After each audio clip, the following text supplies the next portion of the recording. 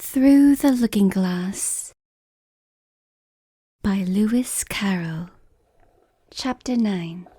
Queen Alice. "Well, this is grand," said Alice. "I never expected I should be a queen so soon. And I'll tell you what it is, your majesty," she went on in a severe tone. She was always rather fond of scolding herself.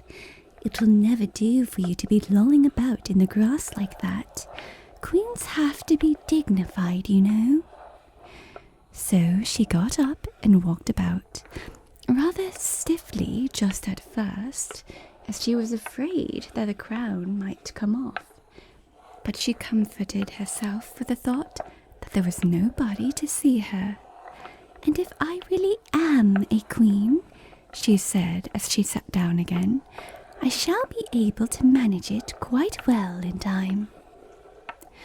Everything was happening so oddly that she didn't feel a bit surprised at finding the Red Queen and the White Queen sitting close to her, one on each side. She would have liked very much to ask them how they came there, but she feared it would not be quite civil. However, there would be no harm, she thought, in asking if the game was over. "Please, would you tell me?" she began, looking timidly at the Red Queen. "Speak when you're spoken to," the Queen sharply interrupted her. "But if everybody obeyed that rule," said Alice, who was always ready for a little argument, "and if you only spoke when you were spoken to, and the other person always waited for you to begin, you see, nobody would ever say anything, so that—" "Ridiculous!" cried the Queen. "Why, don't you see, child?" Here she broke off with a frown, and, after thinking for a minute, suddenly changed the subject of the conversation. "What do you mean by, if you really are a queen? What right have you to call yourself so? You can't be a queen, you know, till you've passed the proper examination.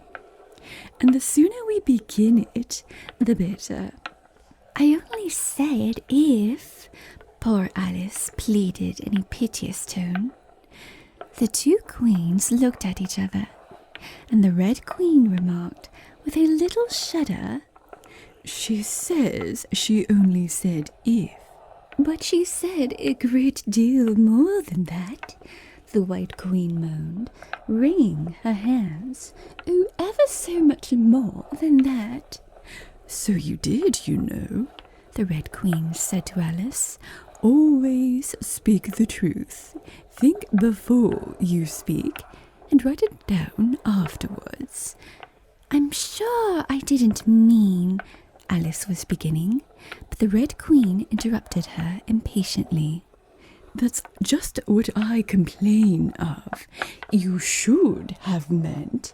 What do you suppose is the use of child without any meaning? Even a joke should have some meaning, and a child's more important than a joke, I hope. You couldn't deny that, even if you tried with both hands." "I don't deny things with my hands," Alice objected. "Nobody said you did," said the Red Queen. "I said you couldn't if you tried." "She's in that state of mind," said the White Queen, "that she wants to deny something, only she doesn't know what to deny." "A nasty, vicious temper," the Red Queen remarked. And then there was an uncomfortable silence for a minute or two. The Red Queen broke the silence by saying to the White Queen, "I invite you to Alice's dinner party this afternoon." The White Queen smiled feebly and said, "And I invite you." "I didn't know I was to have a party at all," said Alice.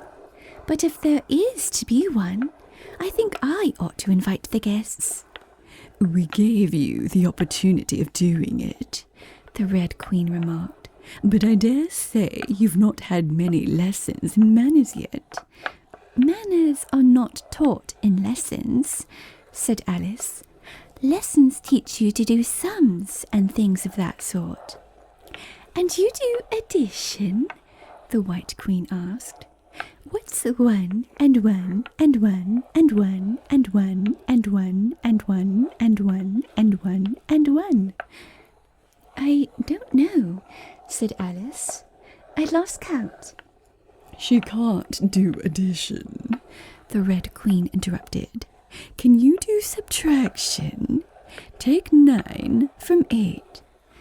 9 from 8 I can't, you know, Alice replied very readily. But she can't do subtraction, said the White Queen. Can you do division? Divide a loaf by a knife. What's the answer to that? I suppose, Alice was beginning, but the Red Queen answered for her. Bread and butter, of course. Try another subtraction sum. Take a bone from a dog. What remains? Alice considered. The bone wouldn't remain, of course, if I took it, and the dog wouldn't remain. It would come to bite me, and I'm sure I shouldn't remain. Then you think nothing would remain, said the Red Queen. I think that's the answer. Wrong, as usual, said the Red Queen. The dog's temper would remain. But I don't see how. Why, look here, the Red Queen said. The dog would lose its temper, wouldn't it? Perhaps it would, Alice replied cautiously.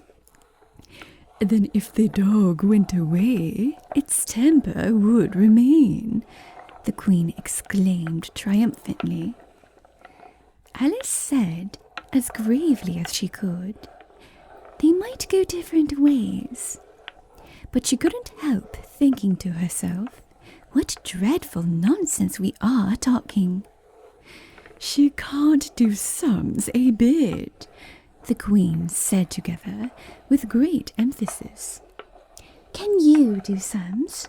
Alice said, turning suddenly on the White Queen, for she didn't like being found fault with so much. The Queen gasped and shut her eyes. I can do addition if you give me time, but I can't do subtraction under any circumstances. Of course, you know your ABC, said the Red Queen. To be sure I do, said Alice. So do I, the White Queen whispered. We often say it over together, dear. And I'll tell you a secret. I can read words of one letter. Isn't that grand? However, don't be discouraged. You'll come to it in time. Here the Red Queen began again. Can you answer useful questions? She said. How is bread made? I know that, Alice cried eagerly. You take some flour. Where do you pick the flour? The White Queen asked. In a garden or in the hedges? Well, it isn't picked at all, Alice explained. It's ground. How many acres of ground? Said the White Queen. You mustn't leave out so many things. Fan her head, the Red Queen anxiously interrupted. She'll be feverish after so much thinking. So they set to work and fanned her with bunches of leaves, till she had to beg them to leave off. It blew her hair about so.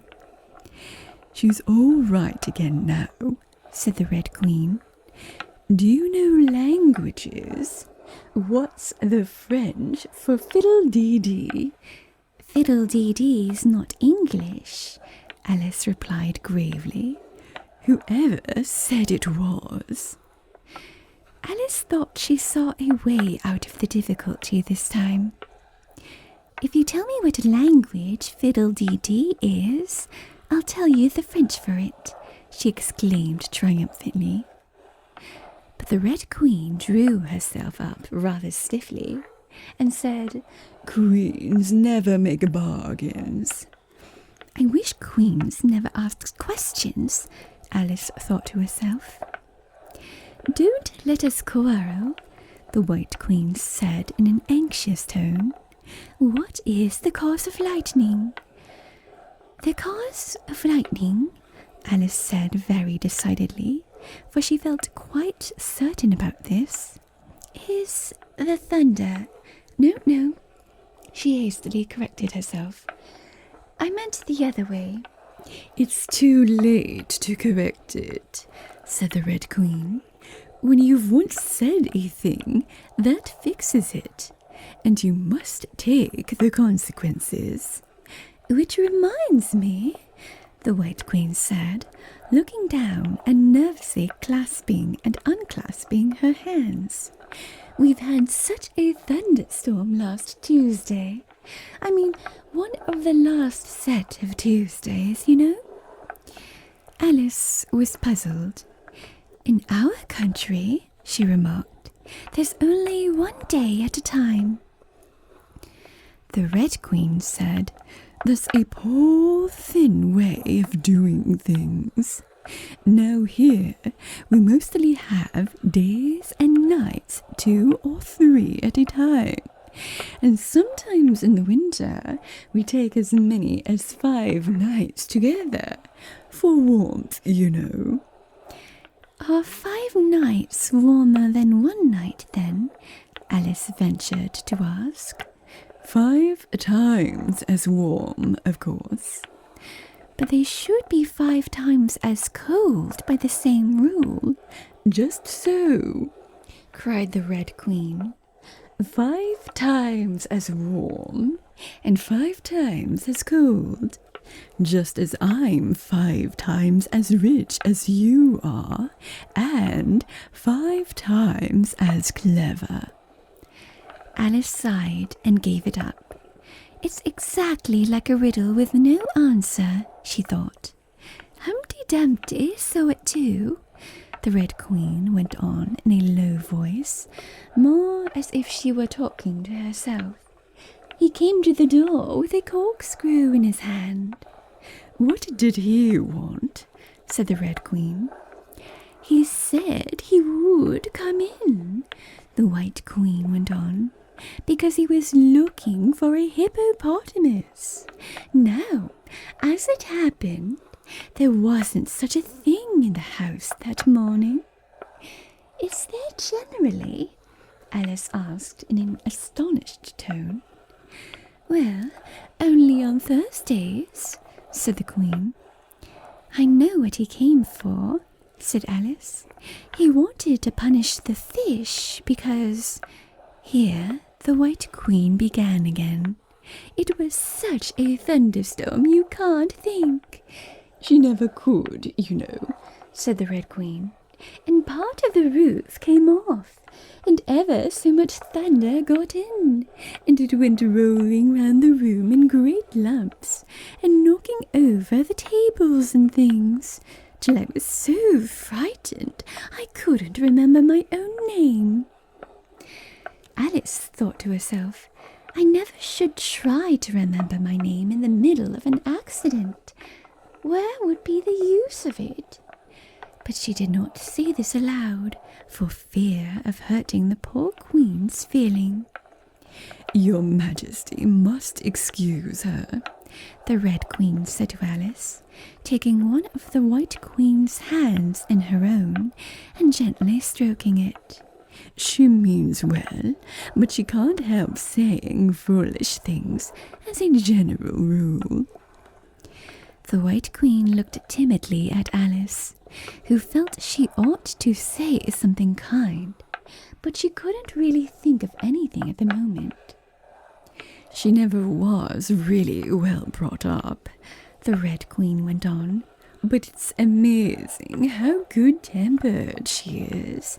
Pat her on the head and see how pleased she'll be. But this was more than Alice had courage to do. A little kindness in putting her hair in papers would do wonders with her. The White Queen gave a deep sigh and laid her head on Alice's shoulder. "I am so sleepy," she moaned. "She's tired, poor thing," said the Red Queen. "Smooth her hair, lend her your nightcap, and sing her a soothing lullaby." "I haven't got a nightcap with me," said Alice, as she tried to obey the first direction. "And I don't know any soothing lullabies." "I must do it myself, then," said the Red Queen, and she began. "Hush-a-bye, lady, in Alice's lap. Till the feast's ready, we've time for a nap. When the feast's over, we'll go to the ball. Red Queen and White Queen and Alice and all. And now you know the words," she added, as she put her head down on Alice's other shoulder. "Just sing it through to me. I'm getting sleepy too." In another moment, both queens were fast asleep and snoring loud. "What am I to do?" exclaimed Alice, looking about in great perplexity, as first one round head and then the other rolled down from her shoulder and lay like a heavy lump in her lap. "I don't think it ever happened before that anyone had to take care of two queens asleep at once. No, not in all the history of England. It couldn't, you know, because there never was more than one queen at a time. Do wake up, you heavy things," she went on in an impatient tone. But there was no answer but a gentle snoring. The snoring got more distinct every minute and sounded more like a tune. At last she could even make out the words, and she listened so eagerly that, when the two great heads vanished from her lap, she hardly noticed them. She was standing before an arched doorway over which were the words "Queen Alice" in large letters, and on each side of the arch there was a bell handle. One was marked "Visitor's Bell" and the other "Servant's Bell." "I'll wait till the song's over," thought Alice, "and then I'll ring the... Which bell must I ring?" she went on, very much puzzled by the names. "I'm not a visitor, and I'm not a servant. There ought to be one marked Queen, you know." Just then the door opened a little way, and a creature with a long beak put its head out for a moment and said, "No admittance till the week after next," and shut the door again with a bang. Alice knocked and rang in vain for a long time, but at last a very old frog, who was sitting under a tree, got up and hobbled slowly towards her. He was dressed in bright yellow and had enormous boots on. "What is it now?" the frog said in a deep, hoarse whisper. Alice turned round, ready to find fault with anybody. "Where's the servant whose business it is to answer the door?" she began angrily. "Which door?" said the frog. Alice almost stamped with irritation at the slow drawl in which he spoke. "This door, of course." The frog looked at the door with his large, dull eyes for a minute. Then he went nearer and rubbed it with his thumb, as if he were trying whether the paint would come off. Then he looked at Alice. "To answer the door," he said. "What's it been asking of?" He was so hoarse that Alice could scarcely hear him. "I don't know what you mean," she said. "I talks English, doesn't I?" the frog went on. "Or are you deaf? What did it ask you?" "Nothing," Alice said impatiently. "I've been knocking at it." Shouldn't do that, the frog muttered. "Vexes it, you know." Then he went up and gave the door a kick with one of his great feet. "You let it alone," he panted out as he hobbled back to his tree. "And it'll let you alone, you know." At this moment, the door was flung open, and a shrill voice was heard singing, "To the looking-glass world it was that Alice said, I've a sceptre in hand, I've a crown on my head.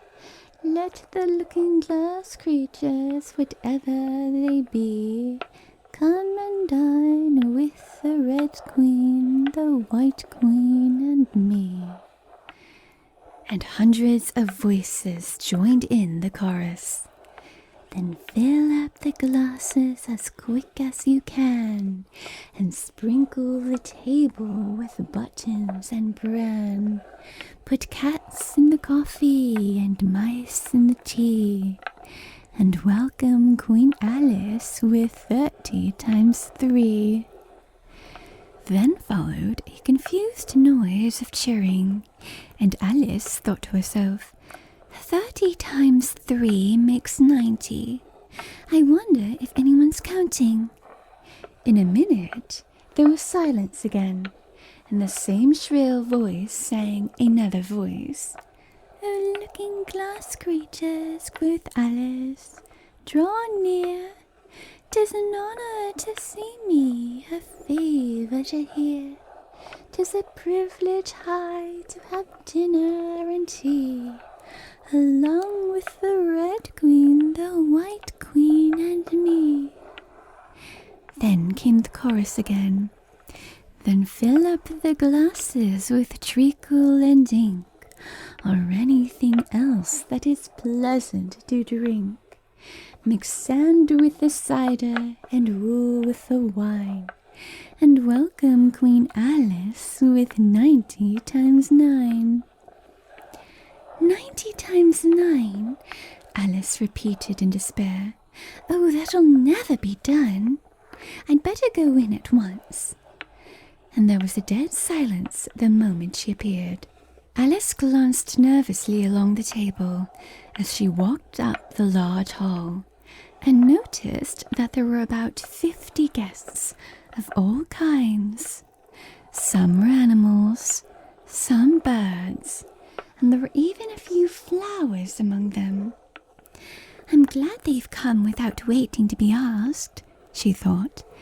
"I should never have known who were the right people to invite."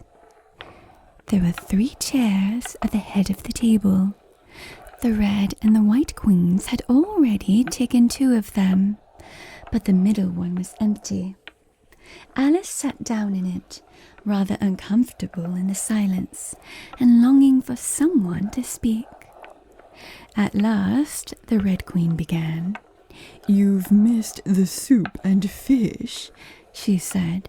"Put on the joint."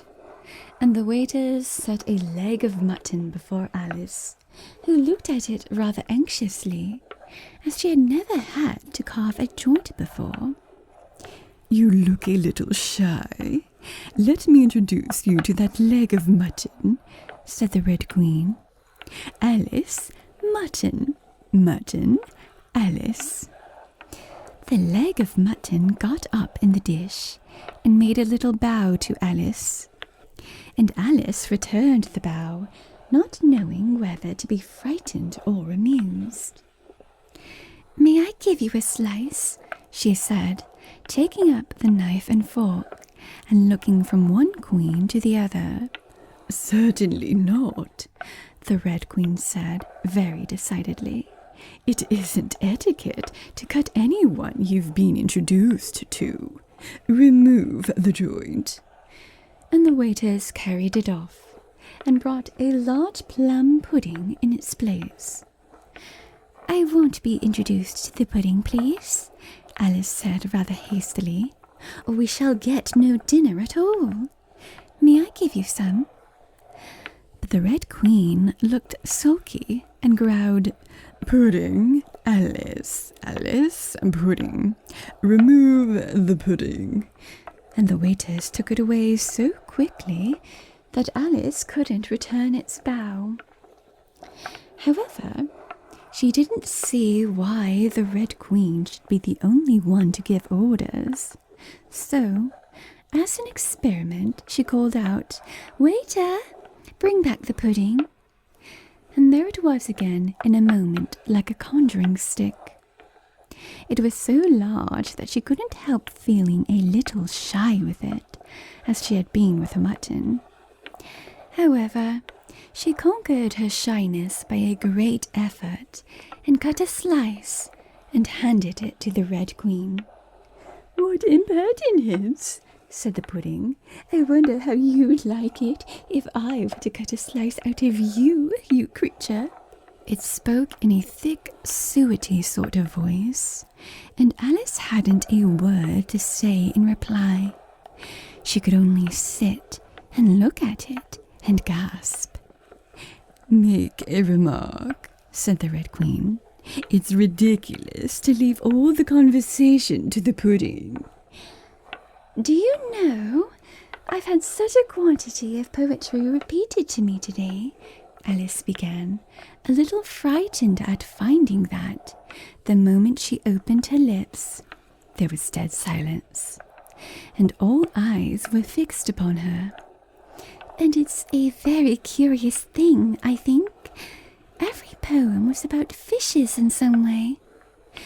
Do you know why they're so fond of fishes all about here?" She spoke to the Red Queen, whose answer was a little wide of the mark. "As to fishes," she said, very solemnly and slowly, putting her mouth close to Alice's ear, "Her White Majesty knows a lovely riddle, all in poetry, all about fishes. Shall she repeat it?" "Her Red Majesty is very kind to mention it," the White Queen murmured into Alice's other ear in a voice like the cooing of a pigeon. "It would be such a treat. May I?" "Please do," Alice said very politely.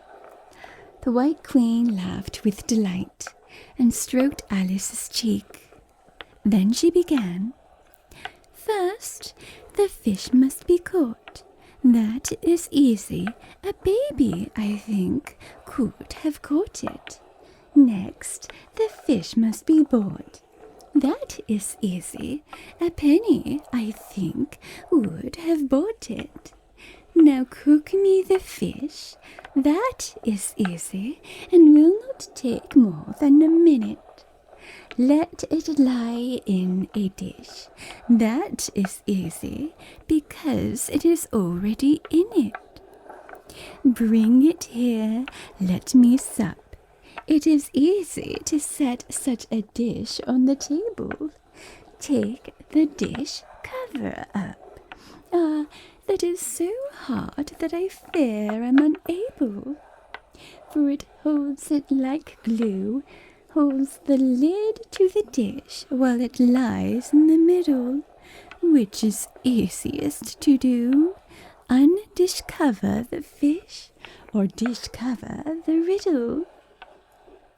"Take a moment to think about it, and then guess," said the Red Queen. "Meanwhile, we'll drink your health. Queen Alice's health." She screamed at the top of her voice, and all the guests began drinking it directly. And very queerly they managed it. Some of them put their glasses upon their heads like extinguishers, and drank all that trickled down their faces. Others upset the decanters, and drank the wine as it ran off the edges of the table. And 3 of them, who looked like kangaroos, scrambled into the dish of roast mutton and began eagerly lapping up the gravy. Just like pigs in a trough, thought Alice. You ought to return thanks in a neat speech, the Red Queen said, frowning at Alice as she spoke. We must support you, you know, the White Queen whispered, as Alice got up to do it, very obediently, but a little frightened. Thank you very much, she whispered in reply, but I can do quite well without. That wouldn't be at all the thing, the Red Queen said very decidedly, so Alice tried to submit to it with a good grace. And they did push so, she said afterwards, when she was telling her sister the history of the feast. You would have thought they wanted to squeeze me flat. In fact, it was rather difficult for her to keep in her place when she made her speech. The 2 queens pushed her so, one on each side, that they nearly lifted her up into the air. I rise to return thanks, Alice began, and she really did rise as she spoke, several inches, but she got hold of the edge of the table and managed to pull herself down again. Take care of yourself, screamed the White Queen, seizing Alice's hair with both her hands. Something's going to happen. And then, as Alice afterwards described it, all sorts of things happened in a moment. The candles all grew up to the ceiling, looking something like a bed of rushes with fireworks at the top. As to the bottles, they each took a pair of plates, which they hastily fitted on as wings, and so, with forks for legs, went fluttering about in all directions. And very like birds they look, Alice thought to herself, as well as she could in the dreadful confusion that was beginning. At this moment, she heard a hoarse laugh at her side, and turned to see what was the matter with the White Queen. But instead of the Queen, there was the leg of mutton sitting in the chair. Here I am, cried a voice from the soup tureen, and Alice turned again, just in time to see the Queen's broad and good-natured face grinning at her for a moment over the edge of the tureen, before she disappeared into the soup. There was not a moment to be lost. Already several of the guests were lying down in the dishes, and the soup ladle was walking up the table towards Alice's chair, and beckoning to her impatiently to get out of its way. I can't stand this any longer, she cried as she jumped up and seized the tablecloth with both hands. One good pull, and plates, dishes, guests, and candles came crashing down together in a heap on the floor.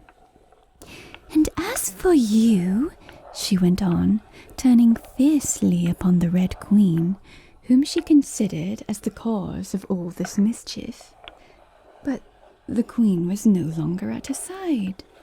She had suddenly dwindled down to the size of a little doll, and was now on the table, merrily running round and round after her own shawl, which was trailing behind her. At any other time, Alice would have felt surprised at this, but she was far too much excited to be surprised at anything now. As for you, she repeated, catching hold of the little creature in the very act of jumping over a bottle which had just lighted upon the table, I'll shake you into a kitten, that I will.